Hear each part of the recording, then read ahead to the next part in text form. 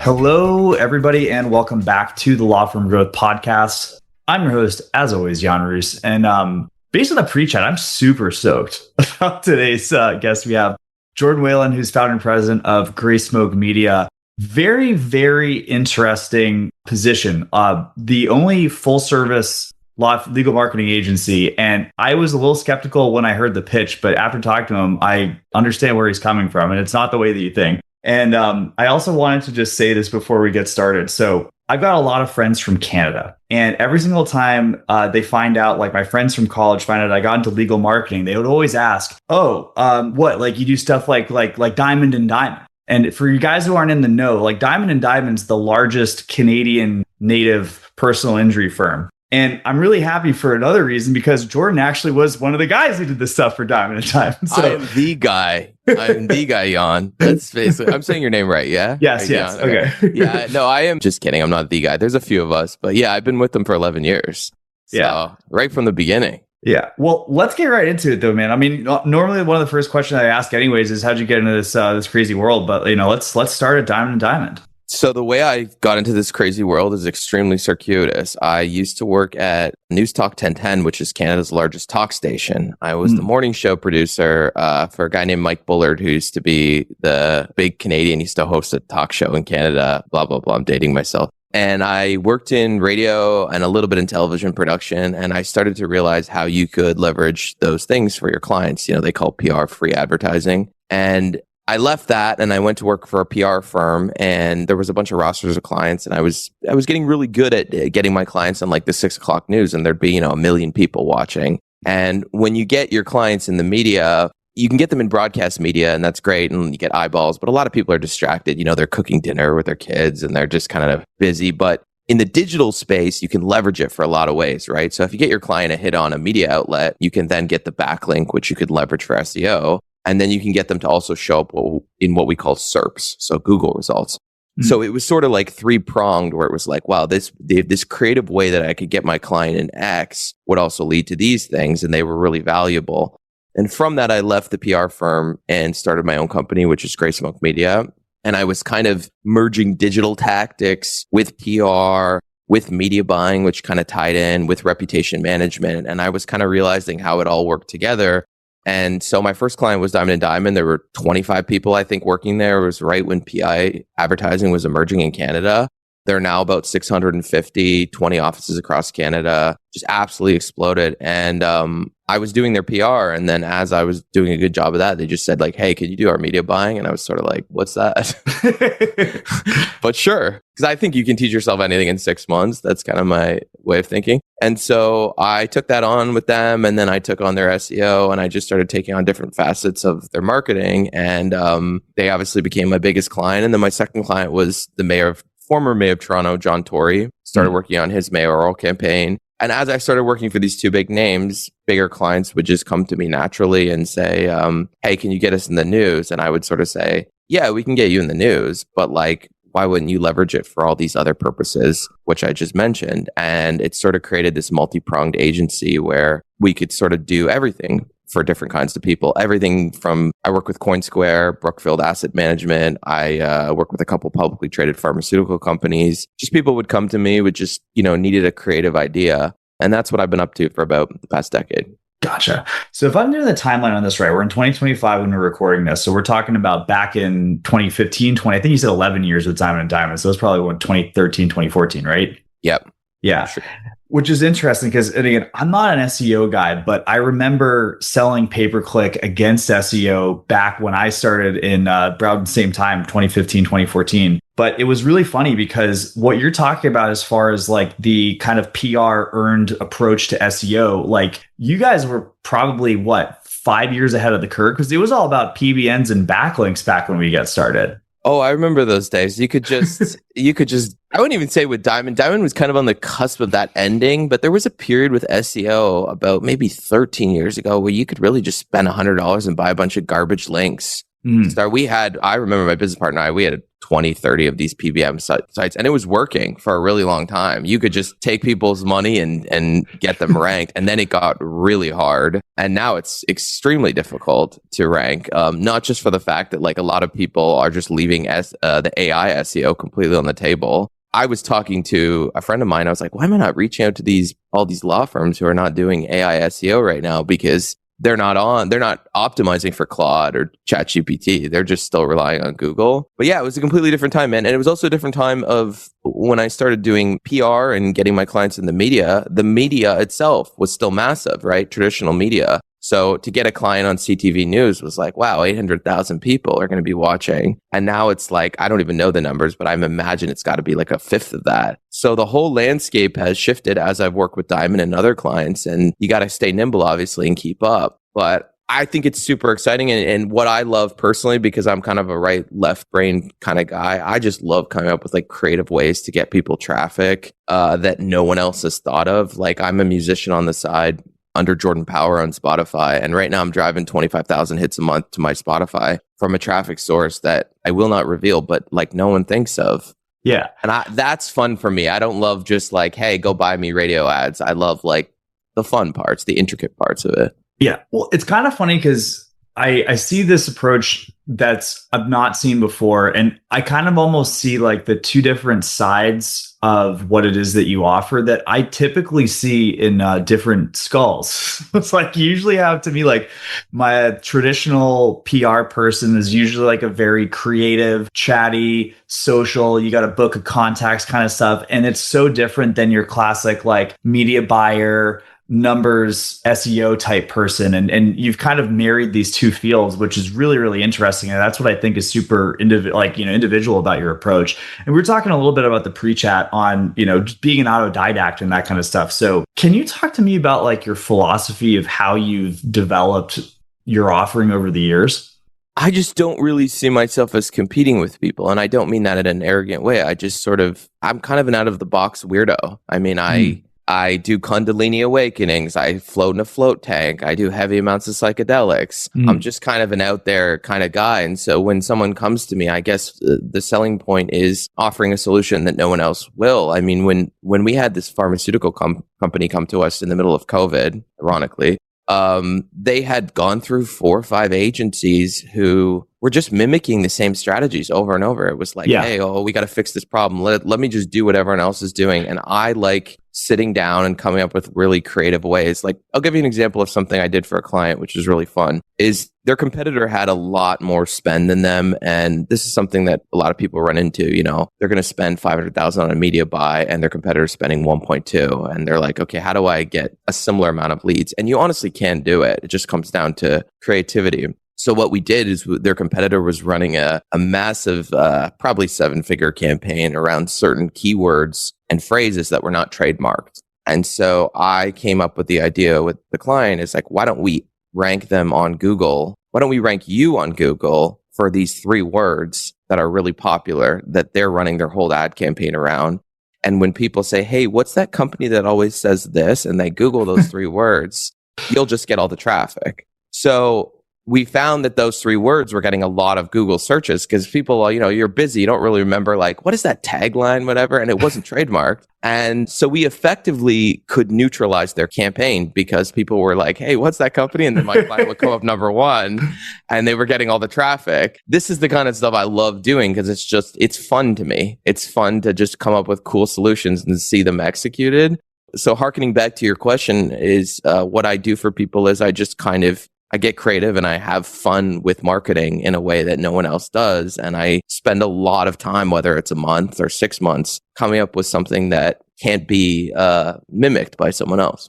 Yeah. Well, it's really interesting. This is a topic that I've talked about on the podcast with other guests and like also like solo things as well too. But I just think it's such a terrible thing in the marketing space that you see a lot of very mechanistic people that are attracted to doing agencies in the first place. And I'm sure you're exposed to the same stuff that like a lot of people are in terms of like these gurus who teach people how to start agencies and stuff. And like you have the situation where you have people that are like, and God, I can't tell you, I don't think this is something you probably like, but it's like, like Russell Brunson's effect on the marketing industry with the whole concept of funnel hacking, I think is genuinely one of the worst things to happen to creativity in this space in the last 100 years. Right. But when you have all these situations where people are copying, it's like, how are you going to get an advantage? Again, it's like you're not doing something fundamentally different. It just becomes a spending contest at the end of the day.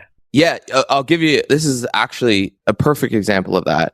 I had a client that was they were a family lawyer, and they hired me to do their radio buy, so media buy for them. And their competitor was crushing it, right? Because in Canada, compared to the US, now that I live here now, it's just there's a couple things that are different. First of all, it's not as competitive. Second of all, the business in Canada is infused with a lot of emotionalism, let's say. Whereas in America, it's very like, let's get this done. Yeah. And so in Canada, it's kind of easier to compete in a lot of ways. And so I had this client and they were like, listen, this guy's spending so much money, he's getting all these leads. And I said to him, hey, who's initiating divorces? And we looked it up and it was like 71% of divorces are initiated by women. Mm. And then we also did some further research and we found that the number one time when couples fight, I know you have a fiance, so you might be able to relate to this, is right after breakfast on the way to work. So if you're like a traditional commuter, you get in some fight about money and you like get in your car and go take off. So I said, well, why don't we just do the entire ad spend between the commuting time of about 7:30 to about 8:15 when all these people are just pissed off at their spouses, and we only targeted women. So we found like, we did creative that targeted women. We used a woman's voice. We went on a station that was 70% female, soccer mom. And we did these ads that were kind of infused with coded language around like, is your man making you angry? And it was massive success. Right? Yeah. And again, that's kind of like what you're talking about is just like this stuff, this creativity can't really be mimicked because it's like, yes, maybe ChatGPT would give you a similar idea, but the nuances of the actual ad of saying like, wait, we need a woman's voice. Wait, we need to kind of get these touch points. We need to hit this. And this is the kind of stuff that I love doing because it's just so fun to me, especially when you have a great client who has a good heart and you want to help them and you see them absolutely crush their competitor because they just have they just click these little nuances where the other guy was buying sports ads on sports stations because he was an egomaniac who wanted his buddies to hear him before the sports game. And meanwhile, 30% of divorces are getting initiated by men. Yeah. And so it's crazy, man. Like, I know it's kind of discursive. I went off there, but it's just so crazy nowadays. Like, you can't really mimic this stuff. I think you see a lot of these 22-year-old punks coming into the space and they're like, hey, I saw this thread on X. And it's like, yeah, but you can't mimic the fun nuances of understanding human psychology. Yeah. Well, it's funny too, because a lot of these things seem like super intuitive in retrospect, but like if it was obvious, then the other guys would have been doing it as well. That's the thing, Yeah. Or the biggest thing that I will not work with a client is the risk aversion, right? Mm-hmm. Where they don't want to make people a little angry. Well, yeah. They don't want to touch the third rail. This is the thing too, because it's like, I mean, going back to this whole concept of risk and reward too, like, I think it's really important. And like, I know, I kind of connected to the same way that it's almost like the stock market, right? Like if you want to have steady returns, go and invest in a Vanguard index fund. You can tell it to me. If you want to get a 10x, like you got to be doing like tech stocks or investing in a hedge fund or some crazy flyer and God knows what other asset class. But it's like, you got to go out there. You got to risk it for the biscuit to bring it back to a Canadian term here. Yeah. And you can tell 10 minutes into a call with a client, I can tell by like their voice, the cadence. I can tell by talking about their history. I can tell if they're going to be someone who's heavily moored to external validation and is not willing to have a little fun. Yeah. Well, and it's fine. Those guys have a right to exist. They're just going to have to pay handsomely for their ads because they're going to compete with the same stuff that everybody else is doing. Exactly. And they're not going to do anything fun. And then also, as trends change and things become, we're seeing in the space right now, things are changing so fast. They're not going to be nimble enough to keep up, and they're going to be doing the same thing. I remember this one guy, he told me he was still doing Yellow Page ads, and I was like, is that even a thing? Like, I haven't seen a phone book for like a decade. That's great. Okay, so I want to ask you something. This is like, I'm going super off script here, but You ever hear it's like when people are born, it's like as children, we have all this potential for creativity. I almost feel like there's a parallel when people go into business for the first time. It's like you get these people who are like wild star-eyed entrepreneurs and they think everything's possible. And then maybe they get dirt kicked in your face a couple times. And I think they become these stodgy people. What do you think, as far as the clients that you've had the most fun with and the most success with, what stage of the process are you generally finding them at? And how does it kind of evolve from there? I won't work with anyone who's infancy, just because when you're running, I'm not a massive agency. I'm a very selective agency, right? And I really value my free time. So I make music on the side. I have an Amazon business. And so the way that my business is structured is like I take the highest upper echelon client that's in a certain thing. You obviously understand the margins are great on those. Tends to be personal injury law. But I won't work with anyone who's infancy stage, A, because they don't know what they don't know, and B, because I don't touch websites. I don't like websites. I don't like ugly websites. I don't like slow websites.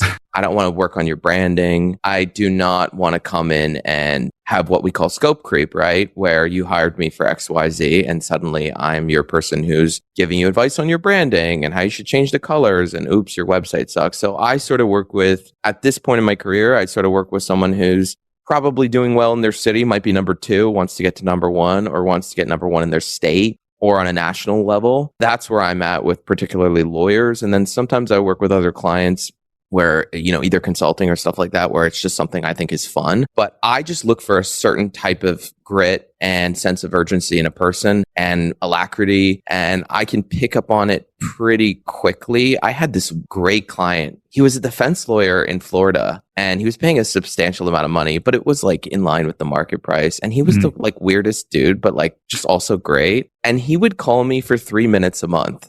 And it was great because I'm the same way. It was just numbers. So he'd just pick up the phone. He's probably billing $800 an hour, and he would call me and say like, hey, what are the numbers? And I'd run them through. Okay, how much money do we make? Okay, how many leads we get? How much we up? What's the percentage? Just all the metrics that matter. And then he'd just go, okay, see you next month. And he would hang up.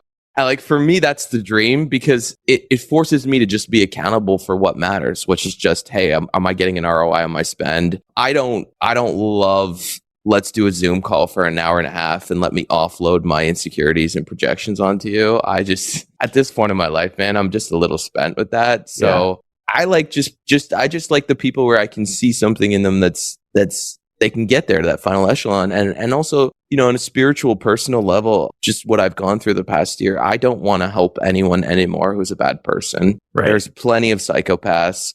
There's plenty of people that have no respect for others. If we go for lunch and you look at the waitress and you say a snide comment or you're just rude, I don't want to make you $10 million.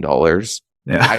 I just don't. And I know I can. I've made tons of people 10 million plus. So I just don't, I'm not really there where I want to see that you're actually a good person. And then it's intrinsically motivating for me to help you because I'm like, you're a good person and I really like seeing you succeed. Yeah. And succeed in a unique way, which is always kind of fun and satisfying to work on as well, too, which is cool. So as far as like we're talking about return on investment and stuff. So, and also just how to get into scope. So how deep do you get with clients as far as what happens after a leads generator or something like that? Are you working with people's intake teams or getting into their return on investment? How do you get the numbers on what a campaign's generating for someone? So I don't get involved in internal politics with too much unless there's like a major hindrance, which would then backfire on me. I have clients that use like Intaker and stuff like that and different CRM but databases. There's also sometimes there's fundamental problems with the way that like even the receptionist answers the phone. Might be a little short with people, might not be warm, stuff like that. But the way I look at it is simply, say it's SEO, for example, take a client spending $10,000 a month, look at how much we've increased the traffic. Okay, let's say we captured, 100,000 hits a month. We know your conversion rate's 2%. Let's say that's how many leads. If 10% of your leads are converted to actual clients, I run the numbers back. What's the average value of a client? Gotcha. Right. So that's the way I can do it. With like divorce law, it's pretty easy because usually the average value of a client can be somewhere between like 8,000 to 15,000. So you can say to a client, hey, you're paying me 10,000 a month. I'm making you 100,000, 10x ROI. That's how I do it in that space. PI is a little bit different because the leads can be really, really valuable, right? You can get a paralytic case in PI where the fees for the lawyers could be in excess of $300,000. So that's obviously really, really different. But on the SEO side of things, it's very easy to just do that calculation I just did. When you factor in things like media buying and PR and stuff like that, it's a little bit different because it's you're factoring in like, what's the value of a brand. I do analysis of my clients' intake, and they're on so many different marketing things, but then I can see that like very few people will actually say, oh, I heard you, I saw you on the buses. Yeah, but it doesn't mean the bus isn't working. It's just that it functions as a top of mind awareness versus an internet funnel is basically very easy to work backwards on. I think you can generally, if you're doing a bunch of different marketing mixes, you can change it up where you have unique URLs and phone numbers. You can kind of try to figure out what's working. But generally, each part of the marketing mix functions in a different way. And sometimes, if you have great social media and if you have great PR, it's really hard to kind of figure out, how much is that bringing in or what is that fixing? Whereas in the digital space, PPC, SEO, stuff like that, you could just very quickly run the numbers. Yeah, 100%. And I know we talked a little bit in the beginning about sort of like the origins and like the PR stuff and how that would carry over. How is what you prioritize, or I guess like what you generally think is the lowest hanging fruit? Like if you sign a new client today, like what are you usually looking at? What are kind of the quick wins? What are you trying to get off the ground first when you're working with people? The number one thing, well, the first thing is sort of the character analysis I said. The second thing is the competitor analysis, where your competitor's at. If you tell me you want to rank higher than them and their SEO spends 3x and they have a massive lead on you, then we have to sort of manage expectations. But it's sort of when it comes to any business, really, it's not just law firms. You're trying to control all the inroads to that specific client. So when I search you, what comes up? If it's Quora, are we on Quora? If it's Pinterest, why don't we put some Pinterest up? If it's Yelp, are our reviews terrible?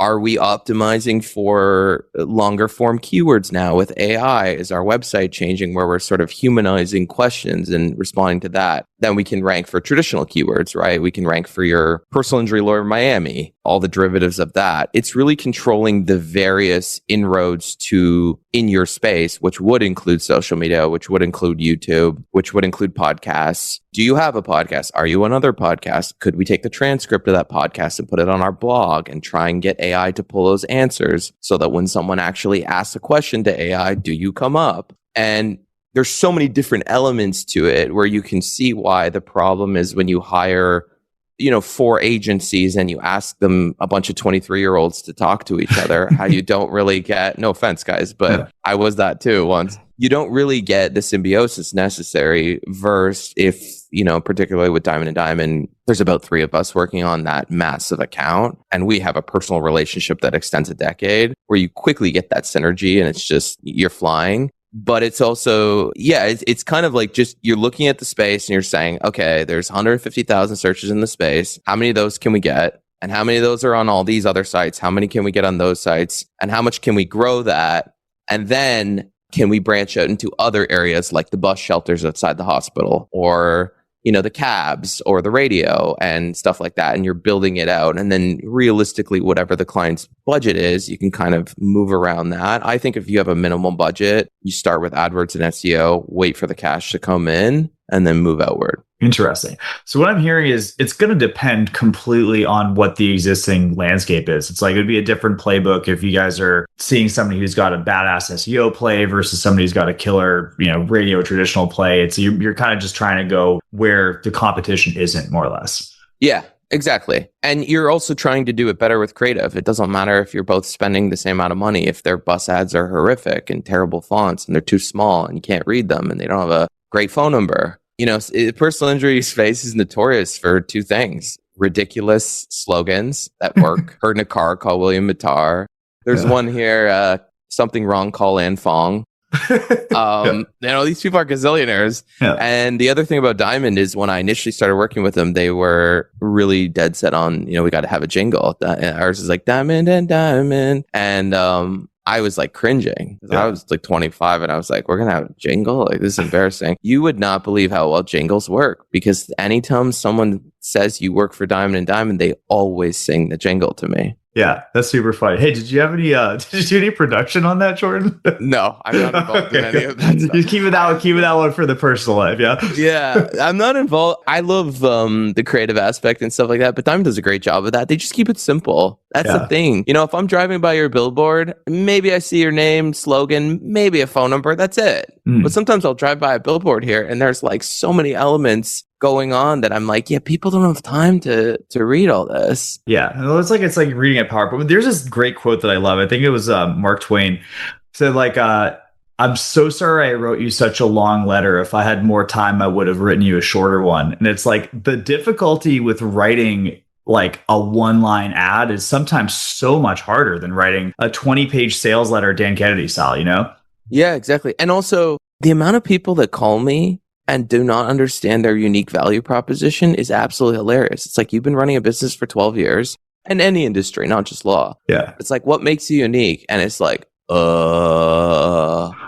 you're like, oh, you're an egomaniac because you think that you're just so great and so interesting that like, people like me because I'm John Smith. It's like, it doesn't work like that. And with Diamond, it was always, the slogan was always, nothing's tougher than a diamond, which sort of spoke to the fact that you're up against an insurer that has billions and billions of dollars. So you want the law firm that's tough. Right. And that was easy to do that. And it's the same thing with the billboards or the radio ads. It's like, what is the unique value proposition? What makes you different than the clients? And a lot of ads you listen to, man. And it's like, what are we selling here? Like, we're selling, yes, you're this person and you have a divorce law firm, but like, why should I care? Yeah. Great service at a fair price. I don't know. It's just like, well, let me ask you this. I mean, like, do you feel like most people that you talk to have more unique value than they might realize? Yeah. And they're not even highlighting it, right? If I come to your website and it's 10 white dudes and I'm a girl, why would I don't feel seen. Like, and there might be girls working in the office. There might be great female lawyers working in the office. There might be paralegals and stuff that you could put up there. But that's like the interesting thing. It's just like, oh, you have this all-star female lawyer and women might connect with her because she's of similar age or whatever. And you don't put her out there. Or you're like really cool and actually kind and you have a nice heart and your reviews show that. But then I go to your website and it's like stilted corporate structure that's being communicated to people. And so that's really interesting. Is like, I think if you ask people, they might not even know it. Yeah. Guess it's tough to read the label from inside the bottle sometimes too, but I think it's also why it's important to get somebody with a unique perspective. And I mean, what I think I'm really taking from this conversation, Jordan, and it's very affirming to my thoughts on the universe, is that you can be rewarded, or one can be rewarded for doing things their own way, you know? And when people see that, and when, you know, it's easy for somebody like yourself to be confident in going out and doing something unique because it's happened for you so many times and paid off so handsomely, you know? Mm-hmm. Yeah. And also, you have to fail a million times. I mean, I had 2 failed businesses in my 20s that were absolute disasters. And I cringe when I think about how I behaved. Like, you know, it extends to your personal life. It's the same sort of thing. But yeah, I mean, it's just the whole marketing space in general. It's kind of what you're saying now is people are, you know, the AI is already scraping tactics. It's already scraping, you know, you're doing a podcast and you're giving away tactics and AI is just stealing that. And I think what's going to be growing over the next little while, what won't be replaced is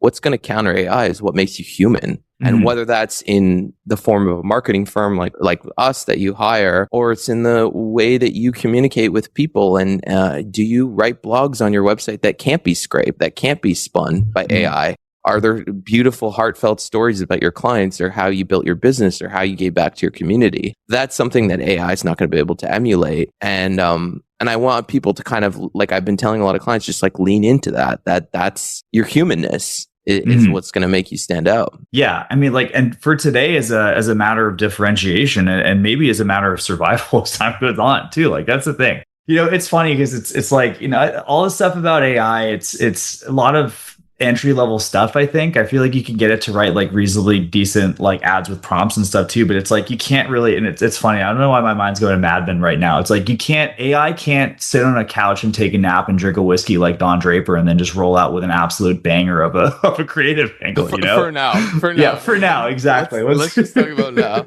Yeah. I mean, I saw a guy that was on X the other day and he's making 100 and I mean, who knows? Sometimes people just make up numbers, but I think it was like $100,000 equivalent a year running an AI OnlyFans girl where he was basically dancing in his room and then the AI was converting him into like a sexy girl in a bikini. Yeah. And he's running this business and like, so who knows where it's going? I mean, that's just not for me. I think the whole thing with all of this stuff is you have to kind of love what you do because whatever energy, like talking metaphysics, whatever energy you put into something is what's going to come out of it, right? So if you start a business just because you're poor and you're in lack and you hate the industry and you hate what you do and you get up every day, whatever energy you infuse into it is going to come out of it. So I am passionate about this. I'm passionate about music, but I'm also passionate about this stuff because I just find it really interesting. And so then that's kind of panned out for me. But a lot of people are starting these like AI businesses or different things online and you know, they're not passionate about it. They don't actually like it. They're just doing it because they got laid off. Yeah, and it's kind of funny too, like going back to the whole like mechanical type people that end up doing it. It's one of those super tough things because genuinely, and this is kind of the funny thing, and there's a through line of this with the entire conversation we've had. It's like you don't actually get the best results going for the best results. I mean, you get the best results having a great time doing it, and like you're gonna get it just loving the game. Like people who love the game are going to be the people who are coming up with this stuff. And it's like, I just see so much crap where it's just like, you know, whatever. People are just, everyone's saying the same thing. And who knows? It's like, if there was sometimes a person that's like, dude, I'm going to get into a huge rabbit hole of stuff that's going to be negative. I love rabbit holes. I was in one yesterday. Go ahead. Well, yeah, it's just this thing too. I'm like, I mean, there's a very interesting trajectory. I did a podcast on this not too long ago too, but just like, when people get a certain amount of success in any business, I think this could be a law firm. I think this could be a marketing agency. It could be whatever, right? It's like there's some people who are like, cool, now I've leveled up. I've got increased resources, money, team, whatever. I'm going to take that and I'm going to make the product even better. And then that's a flywheel that's going to go ahead and continue. And there's other people like, this is great. I'm going to go buy a vacation house and I'm going to be working 4 hours a month. And I'm going to delegate this to all the 23-year-olds I just hired and they're going to run this. But I think the thing that's kind of tough and it just like people just don't anticipate the decay of these things, right? It's like, even if you have like your best, if you could clone your brain the moment you decide to work on your business 4 hours a month, it's going to be obsolete, and it's easier to be obsolete now than it ever was before. So it's like, I almost think it's in a lot of ways too, because it's so easy to mechanize things. It's going to be, I mean, that's the double-edged sword because those people are going to have a much harder time not being replaced. Exactly. And also, man, like it's sort of like it's interesting because right now, so I'm trying to market my business, my music, and I thought you could just make good music and it would do well. And my music's done great. I mean, I started last year. I think we're at like 5 million streams or something. It's gone well, but I've been making content for TikTok, which is a nightmare even saying those words because I never really been on there because I go on there and you know, it's like a digital asylum of people just crying in their cars. And I'm like, I don't understand this. But I started making content for there. And it's like everything that I was thinking about was kind of what you were talking about is it's just like, what can I say and do that can't be replicated that makes me more and more and more unique in every single way? And that's the key. It's just like, you just got to keep making yourself more and more unique. And you know, the people that you're talking about that go and buy the vacation homes and work the 4 hours, I think they're healthier, frankly. Yeah. Because, great, you made $1 million a year. You bought the dream car. You never actually really wanted the dream car. You just wanted the feeling that it brought you and the recognition and the external validation that came with it. But you're still hollow. You see the difference between the people that keep doing this into, you know, especially entertainers. You see Mick Jagger at 80 still doing it because they love it. And you see the difference between those people that might be running a business and still love doing it. And you see the other people that did it for all the wrong reasons. And it's very easy to kind of spot the difference from that. And I think when kind of this AI stuff is coming on right now, it's just, there's some things that you just cannot replace. And you're never going to go to a concert and watch like a hologram dance on stage, right? Yeah. You can make AI music great and stuff, but like I saw this guy yesterday, and he was like, I'm running a business right now, and I'm taking ads that are really I'm taking products that are performing well on TikTok Shop, and I just take their copy and AI makes it better, and then I take their ads and AI makes it better, and I make 10,000 a month. And I'm thinking, dude, are you happy?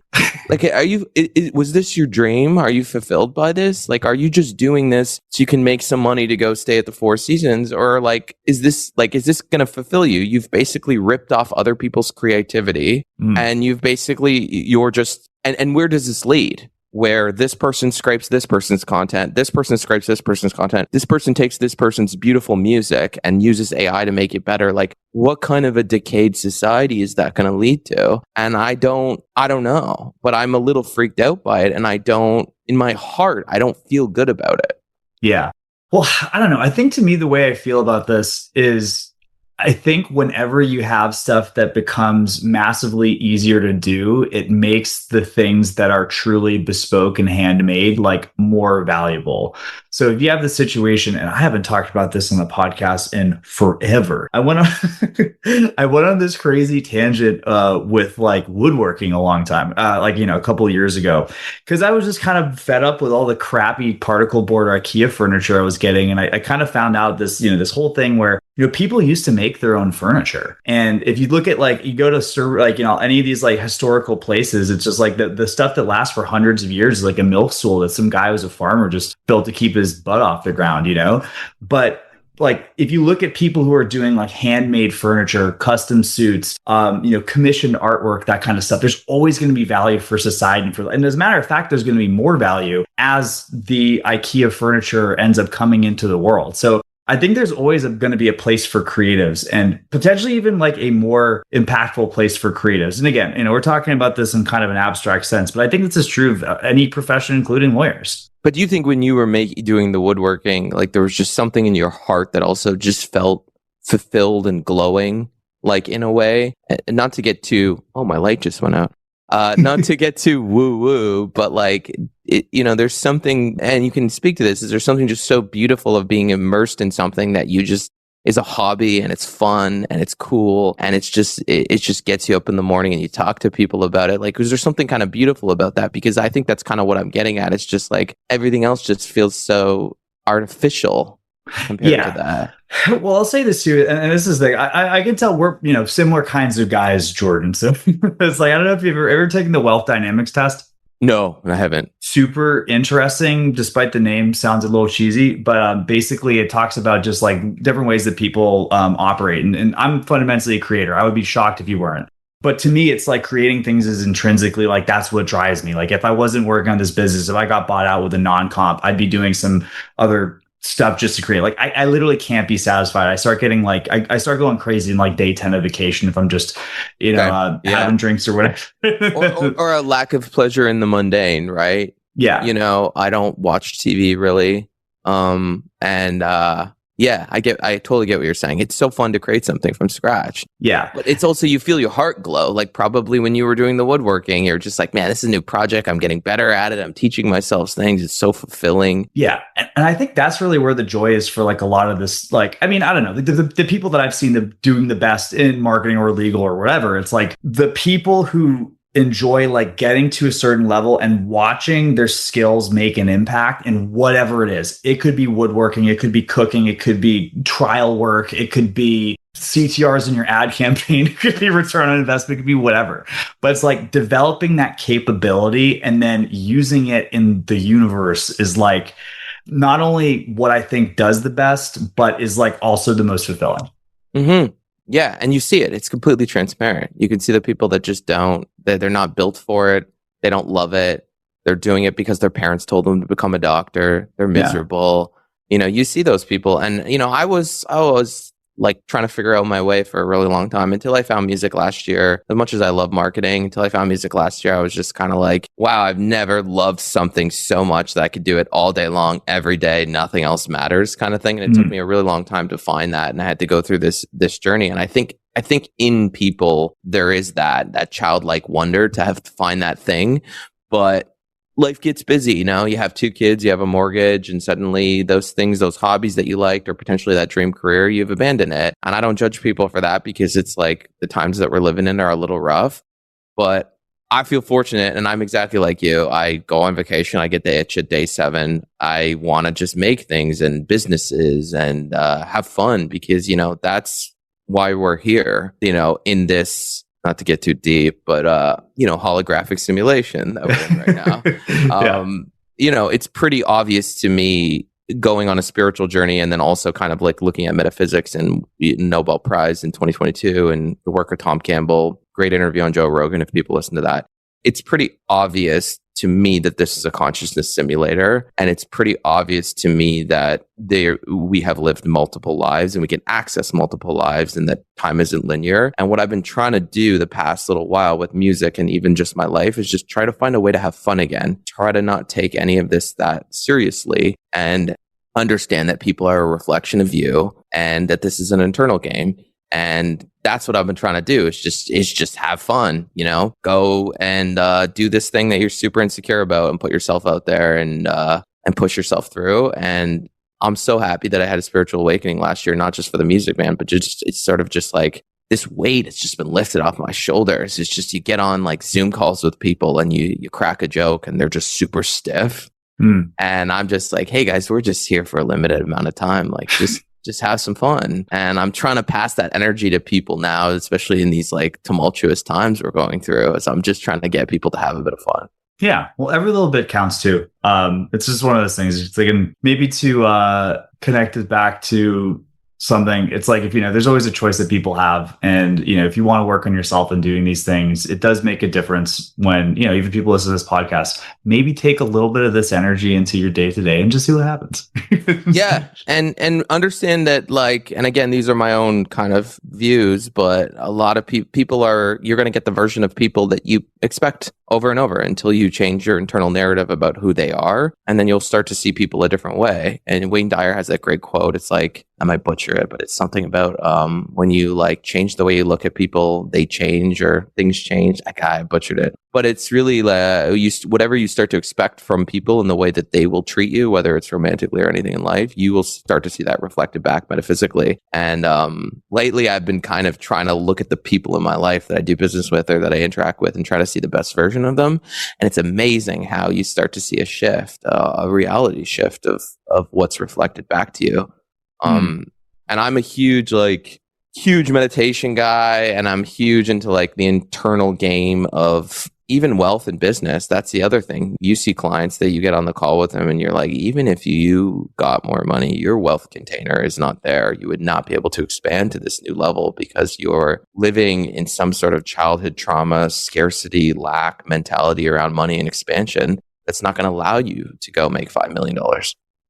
Jordan, we're getting into the depths here, and unfortunately, I'm actually we got getting towards the end of the thing too. I would love to continue this for honestly as long as you want to chat, dude. Honestly, we're getting to a good place, but unfortunately, I got unfortunately, I got to hit the end of the recording thing. But okay, no problem. People are picking up what you're putting down. What's the best way to get in your world, take the next step, however you want to do it?